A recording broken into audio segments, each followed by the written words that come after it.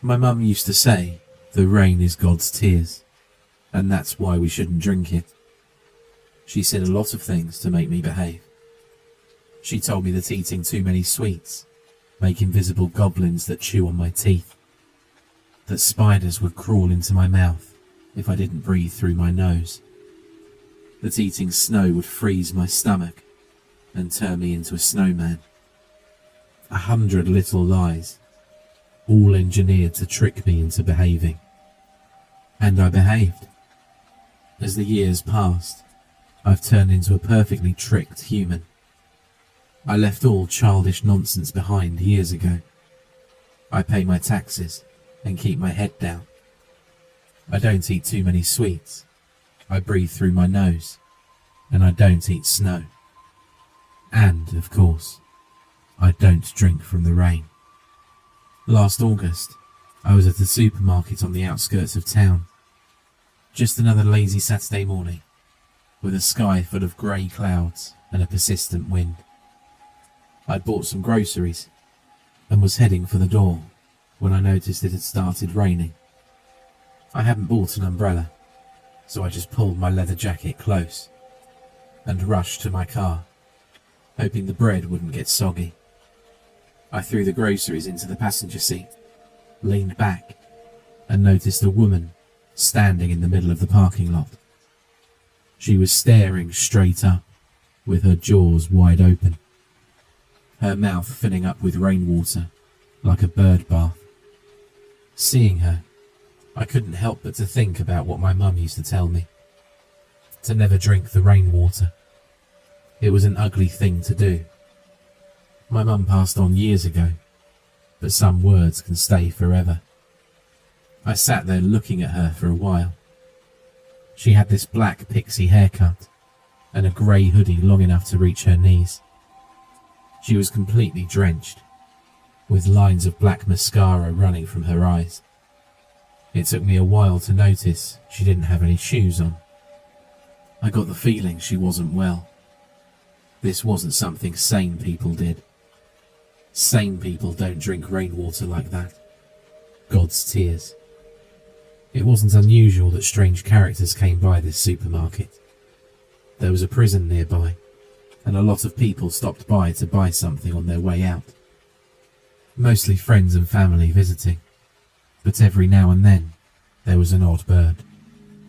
I have no idea what kind of people they keep at that prison, but the company that runs it has quite the reputation around town. Hatchet is a strange company. I decided to say something and stepped out of the car. "Hey," I called out, "you're going to get sick." She didn't flinch. It was as if she didn't even register my words as a language. Instead, she just kept staring into the sky. She had this sort of mindless determination about her, like she didn't know what else to do. She didn't even blink. Raindrops bounced off her unblinking eyes. I was about to get back in my car, but I felt bad for her. She was barely an adult, and she was clearly having some sort of breakdown. I jogged back inside the supermarket. There was an older man standing behind the counter, listening to the radio. I'd shopped there a few times, but never actually talked to him. He didn't even look at me when I came back inside. "Excuse me," I said. "I think the girl outside needs help." He leaned over a bit in his chair, squinting at the glass doors. She was still out there. "What for?" he asked. "I don't know. She's just standing there. She has no shoes." The old man was clearly not happy about this. Not about her standing there in particular, but that I'd bothered him about it. "Let's go," he said. "People don't talk to each other no more." I followed him outside as we approached the girl. The rain was picking up. "Hey," he called out to her. "You all right?" No response. He slowed his pace, giving me a concerned look. Now he saw what I saw. "You want us to call someone? You have a phone?" he asked. "You need help?" We all just stood there for a few seconds, until the old man sighed. He put his hand on her shoulder, rustling her gently. "I'm sorry, but you can't stay here," he said. "You have to move on." He shook her harder, making some of the water in her mouth spill over. I got a bad feeling. "Come on now." He grabbed her again, and she immediately lost her balance. She tipped over like a falling tree, her head smacking haplessly against the concrete. Water spilled out of her mouth, mixing with the blood from the fresh head wound. The old man's eyes went wild. He fell to his knees, repeating "Oh my God" over and over. I backed away with my hand on my phone. I didn't register what was happening, and I went into sort of a paralysis.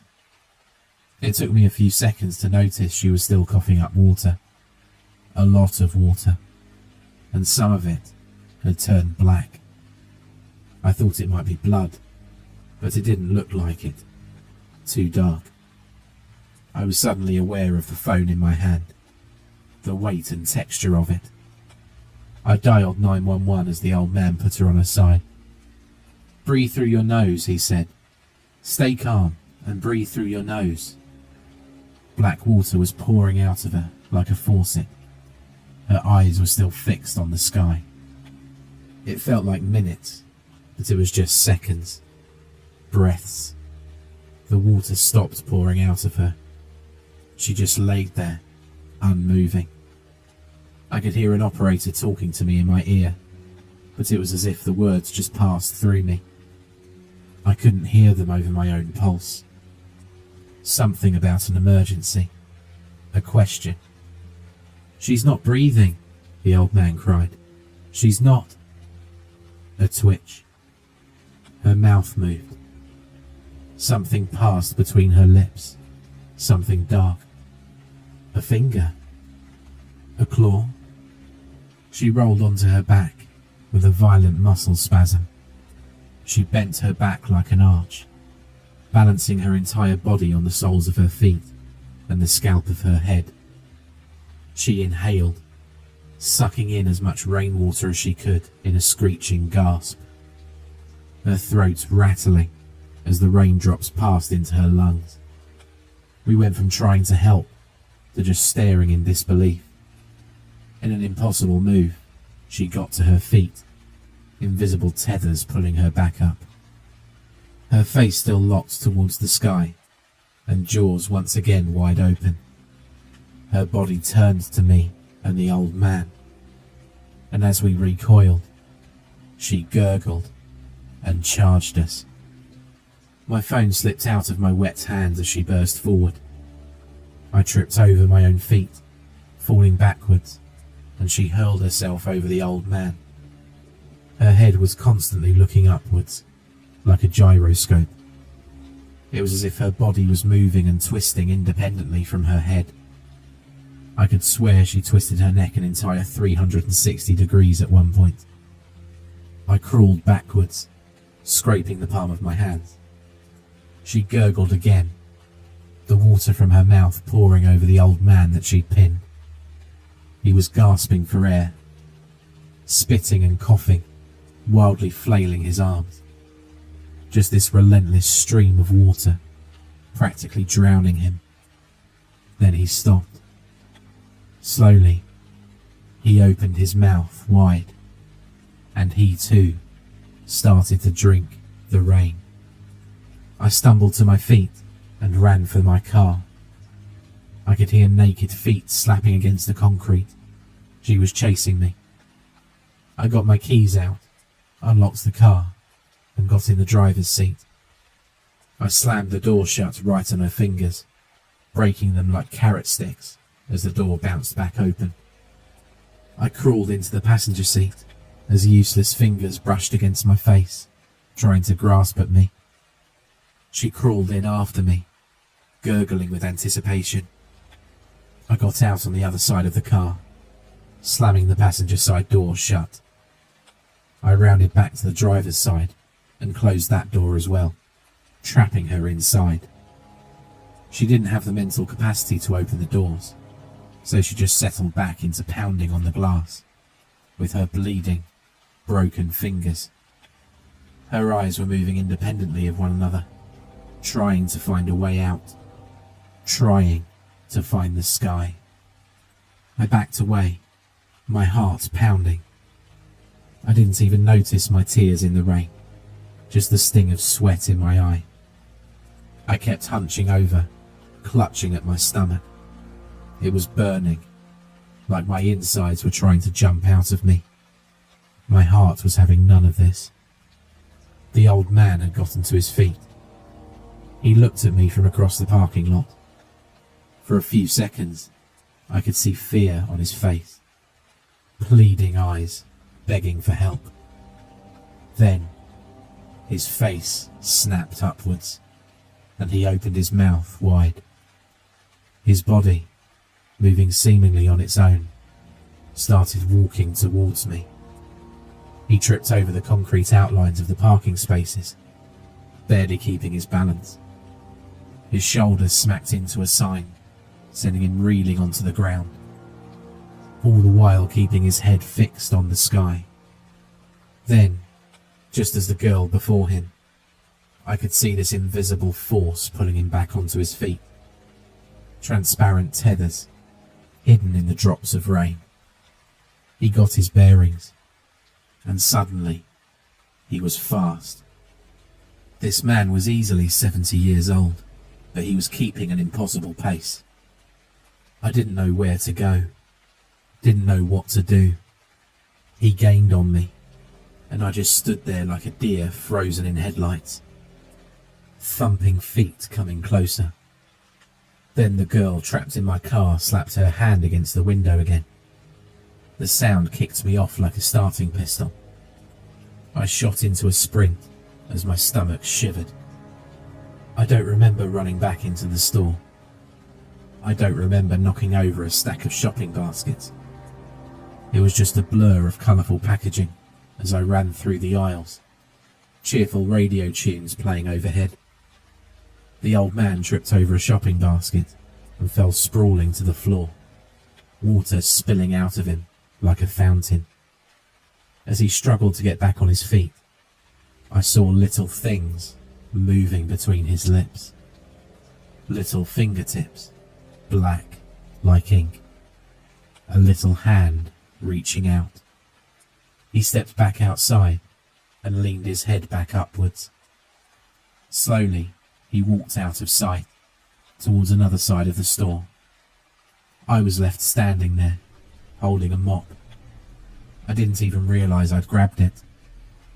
I started to look for a phone. There had to be some sort of alarm, but I couldn't find it. There was no big red button to press. My hands were shaking, and I kept knocking things over. A bunch of pens rattled against the ceramic tiles.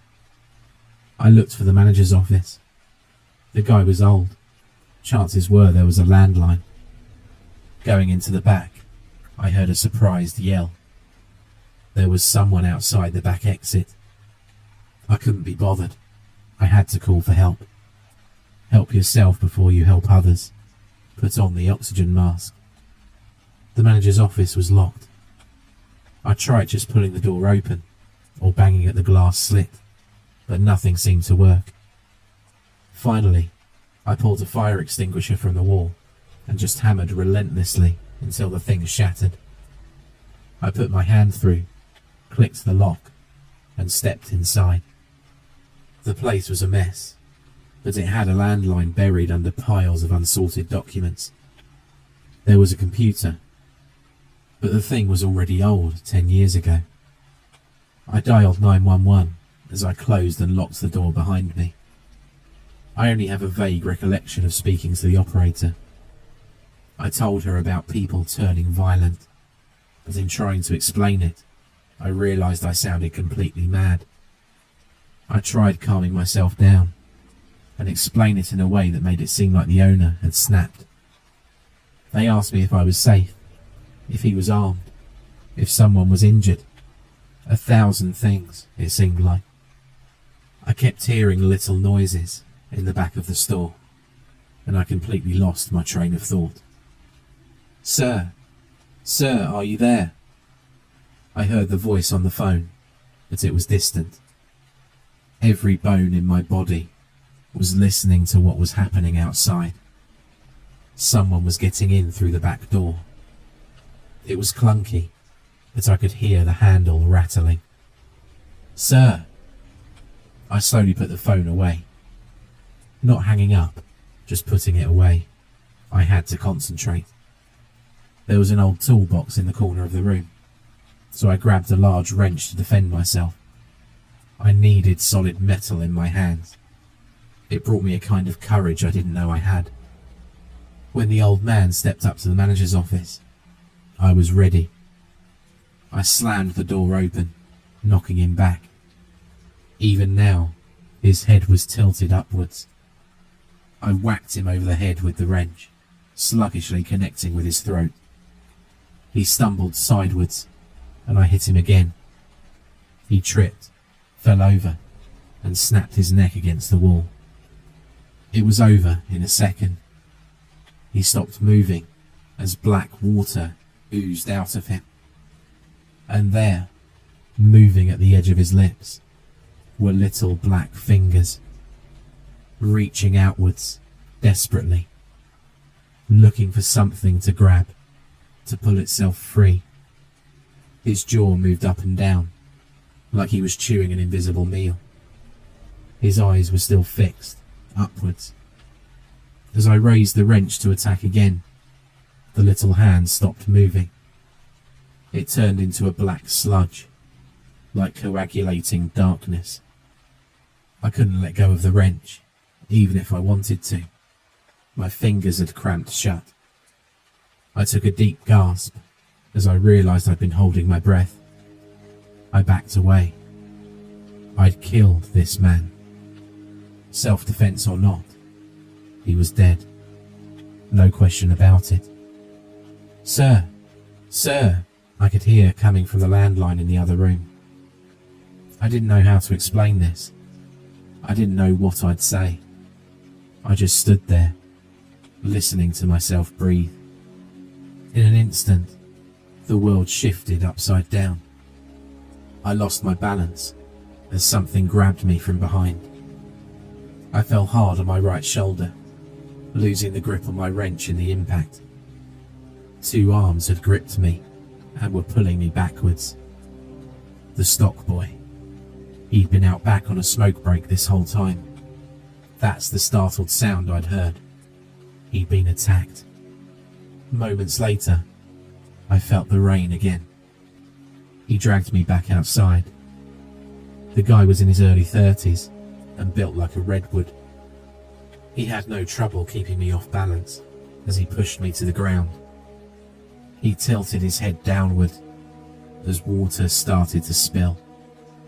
"Wait!" I screamed. "Wait!" Then, rainwater. Lukewarm, body-tempered rainwater. It's hard to explain the sensation. At first I was drowning, trying to keep water out of my lungs. But after one or two involuntary gulps, I didn't feel it anymore. It was as if air and water switched place. The rainwater kept me alive, and losing it would mean choking to death. My neck locked itself, staring upwards, as to not lose any water. As I looked up at the clouds, I heard a voice. It felt like it was reaching into my stomach, resonating in my body like an echo. Rain falling on me, making it look like I was running through a tunnel or being pulled upwards. Hello. A greeting. A dark presence went swimming through my thoughts. Little tendrils seeping into my memories, touching all my secrets. I could feel my body moving on its own, and all I could do was look up. I tried to scream for help, but all I did was gurgle. It hurt something awful, burning like razor wire being pulled out of me the more I resisted. There was something up there, something in the clouds that needed me, the way a body needs a pair of hands. I lived in that world.